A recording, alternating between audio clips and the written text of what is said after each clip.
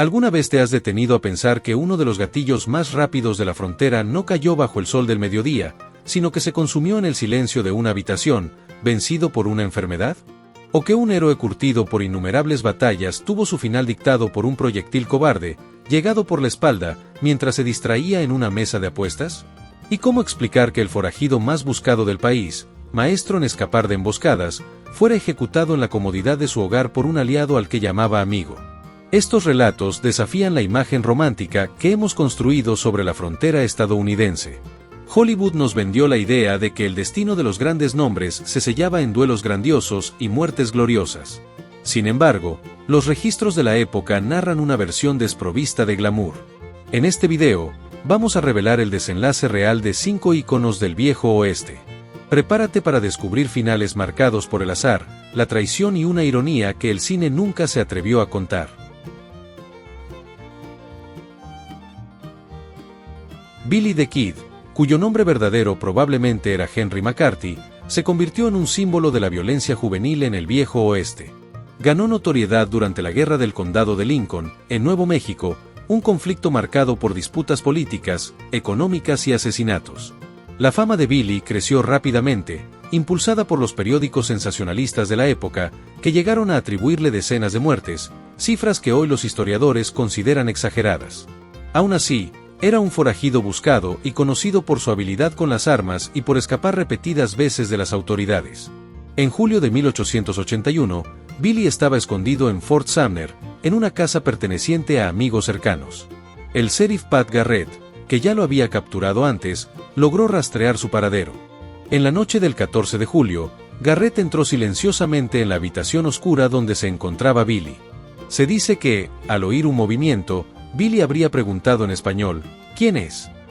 Antes de que pudiera reconocer la voz o sacar cualquier arma, fue alcanzado por 2 disparos casi a quemarropa. Murió a los 21 años. No hubo duelo, ni aviso, ni multitud observando. Documentos oficiales y relatos posteriores indican que Billy fue tomado por sorpresa, poniendo fin a su vida de forma abrupta y silenciosa, un contraste brutal con el mito creado en torno a su nombre. James Butler Hickok, más conocido como Wild Bill Hickok, construyó su reputación desde joven como explorador, jugador profesional y hombre de la ley. Era famoso por su postura vigilante, siempre atento al entorno y, principalmente, por nunca permitir que alguien se colocara detrás de él. En 1876, Hickok estaba en Deadwood, una ciudad en rápido crecimiento debido a la fiebre del oro en las Black Hills. La ciudad era caótica, llena de mineros, jugadores y pistoleros, y los saloons vivían abarrotados. El 2 de agosto, Hickok participaba en una partida de póker en el saloon número 10. El lugar estaba lleno y, contra su costumbre, terminó sentándose de espaldas a la entrada. Mientras jugaba, Jack McCall, un hombre resentido por una derrota anterior, se acercó por detrás y le disparó en la parte posterior de la cabeza. Hickok murió instantáneamente, sin ninguna posibilidad de reacción. Sobre la mesa quedaron las cartas que sostenía, 2 ases y 2 ochos negros, combinación que pasó a la historia como la mano del hombre muerto. Relatos de periódicos de la época y registros del juicio muestran que McCall fue inicialmente absuelto en un tribunal improvisado, pero luego juzgado nuevamente en una corte federal y ahorcado, un reflejo del sistema jurídico aún inestable del viejo oeste. Jesse James se convirtió en uno de los forajidos más famosos de Estados Unidos después de la Guerra Civil. Él y su hermano, Frank James, lideraron una serie de asaltos a bancos, trenes y diligencias, muchas veces presentados por la prensa como actos casi heroicos contra grandes corporaciones. En realidad, Jesse vivía constantemente huyendo. Cambiaba de nombre, de ciudad y de rutina con frecuencia. En 1882, viviendo en Missouri bajo una identidad falsa, comenzó a relajar la vigilancia dentro de su propia casa. El 3 de abril de ese año, Jesse se subió a una silla para acomodar un cuadro en la pared. Estaba desarmado. En ese momento, Robert Ford, miembro de su propia banda, le disparó en la parte posterior de la cabeza. Ford actuó motivado por la recompensa ofrecida por el gobierno y por la promesa de un indulto. La muerte de Jesse James fue ampliamente documentada por periódicos nacionales, que rápidamente convirtieron al asesino en celebridad, aunque pasó el resto de su vida siendo visto como un traidor. El final de Jesse no vino de la ley ni de un enemigo declarado, sino de la traición dentro de su propio hogar.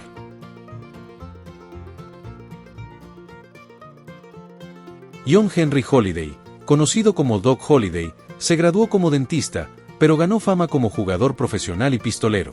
Participó en el famoso tiroteo de Oka Corral y estuvo involucrado en varios enfrentamientos armados junto a Wyatt Earp.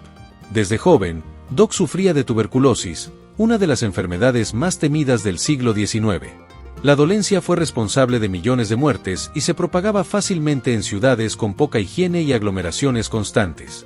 Con el paso de los años, la salud de Holliday se deterioró drásticamente. Tos con sangre, debilidad extrema y pérdida de peso formaban parte de su rutina.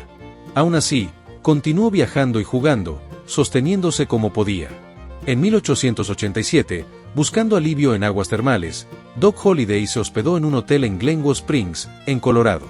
Allí murió a los 36 años, acostado en una cama, sin arma cerca. Algunos relatos dicen que sus últimas palabras habrían sido: "Esto es gracioso", al darse cuenta de que moriría sin botas y sin un revólver, un final irónico para alguien eternizado como pistolero.